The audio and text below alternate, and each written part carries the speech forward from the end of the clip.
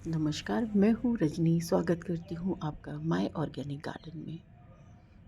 तो मार्च का महीना होता है कुछ ख़ास हम गार्डनर्स के लिए, जिन्हें पेड़-पौधों से लगाव है। ये देखिए कितने खूबसूरत फूल इन दिनों में खिले हुए हैं और जाता हुआ मौसम और बदलते हुए मौसम में करनी होती हैं बहुत सारी तैयारियाँ। तो ये डहेलिया और जो भी सर्दियों के फूल हैं, अब ये ख़त्म होने वाले हैं। मार्च एंड तक शायद ये पूरी तरह से ख़त्म हो जाएँगे, गर्मी बढ़ चुकी है काफ़ी। तो इसमें जो तैयारियां करनी होती हैं कि कुछ ये डहेलिया है, इसको हमें सुरक्षित करना पड़ता है। आपके अगर गमले में हैं ये पौधे, तो इनको आप रख दीजिए छाया वाली जगह पे और कम पानी दीजिए। ज़्यादा पानी से ये ख़राब हो जाते हैं। तो ये तैयारी, और दूसरा बीज रख लीजिए। जो भी आपके पास फुलवारी है उन सब के अगले सीज़न में काम आएंगे। जब मौसम बदलेगा बारिशों में, तब हम इन सब के बीजों को रख कर उगाएंगे और फिर से इन्हीं फूलों का आनंद उठाएंगे। और अपने आप को सुरक्षित भी रखिए इस महीने में, क्योंकि ये महीना चेंज हो रहा है, वेदर चेंज हो रहा है, तो वायरल इन्फेक्शन और जुकाम खांसी खांसी का प्रकोप बढ़ा हुआ है। तो अपने आप को सुरक्षित रखिए। और जो तैयारियां करनी है उनमें मैंने बताया, इन फूलों के बारे में। इनके बीज रखने हैं हमें सुखाकर पूरी तरह से, और कागज़ के पैकेट में किसी पेपर में पैक करके रखें। पॉलीथीन में ये मॉइस्चर कई बार पकड़ लेते हैं और सड़ जाते हैं। तो अगर पेपर की कोई पुड़िया बनाकर अखबार कॉपी कोई लेके, और उसमें आप इनके बीजों को रख दीजिए अगले साल के लिए। और कुछ पौधे जो सुरक्षित रख सकते हैं उनको छाया में कर दीजिए, जो अगले सीज़न में गुलदाउदी डहेलिया वगैरह वो बच जाएंगे। और इसके अलावा जो हमें तैयारी करनी होती है वो है कि इन दिनों में क्योंकि मौसम चेंज हो रहा है, तो पत्ते बहुत झड़ते हैं। जितने भी बड़े बड़े, अगर आपके पास पेड़ बड़े नहीं हैं तो आपके आसपास पार्क वगैरह ज़रूर होंगे। तो उन पार्क्स में से जाके आप कलेक्ट कर सकते हैं पत्तों को। उसे हम ब्राउन गोल्ड कहते हैं, बहुत ही लाभकारी पेड़ पौधों के लिए। आप खाद वगैरह नहीं भी डालते तो ये सड़े सूखे पत्ते, और इन दिनों में निकलते हैं बहुत सारे कुल्ले नए नए। ये ग्रोथ देख रहे हैं अमरूद के पेड़ में, और इसी तरह से गुड़हल में, करी पत्ता में ये नई नई ग्रोथ होने लगती है इन दिनों में।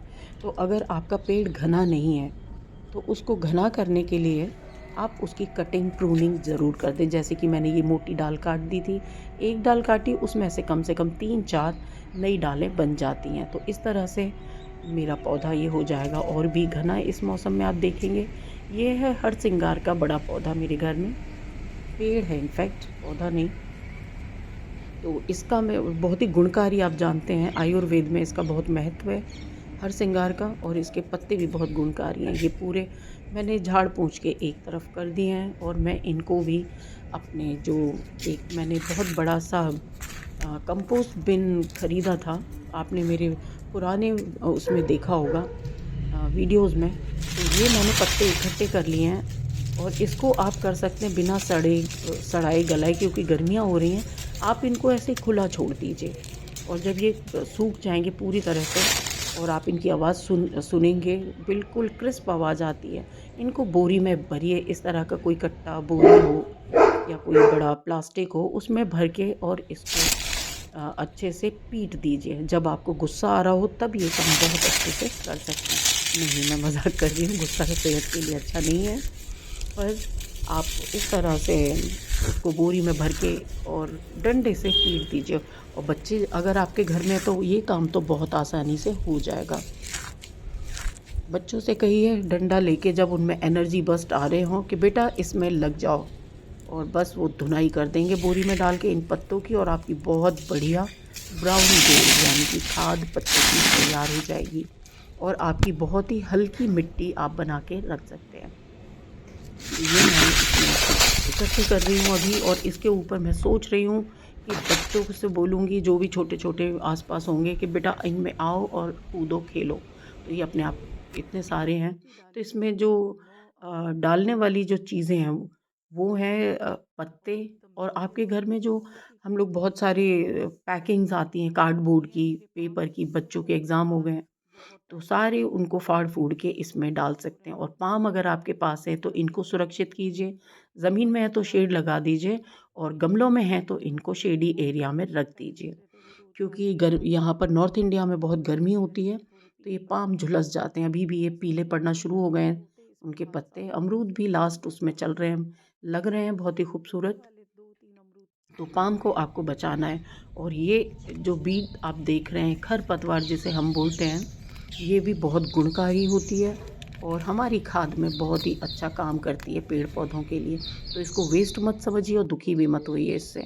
इसको भी आप इकट्ठा कर दीजिए। तो देखिए मैंने इस बिन में क्या क्या डाला। ये कार्डबोर्ड तो अभी मैंने कवर कर दिया है, पर काफ़ी कुछ मैंने इसमें फाड़ के फेंका है। और ये कूलर जो होता है, डेजर्ट कूलर जो घर के बाहर हम लगाते हैं, वो उसकी घास, ये हरी वाली घास और खरपतवार, और ये राख सर्दियों में हमने खूब आग जलाई थी, तापे थे उस पर, बहुत ठंड थी तो ये राख मैंने इकट्ठी कर रखी थी, वो भी मैंने इसमें डाल दिए पत्तों के साथ साथ। और ये जो आप अमरूद के पेड़ के नीचे जो पत्ते इकट्ठे देख रहे हैं, एक्चुअली इसके नीचे खाद है। मैं पूरी सर्दियों इसमें जो किचन का वेस्ट था वो मैंने इस पेड़ की जड़ के नीचे डाल दिया, जब तक मेरे पास ये कंपोस्ट बिन नहीं आया था पुणे से।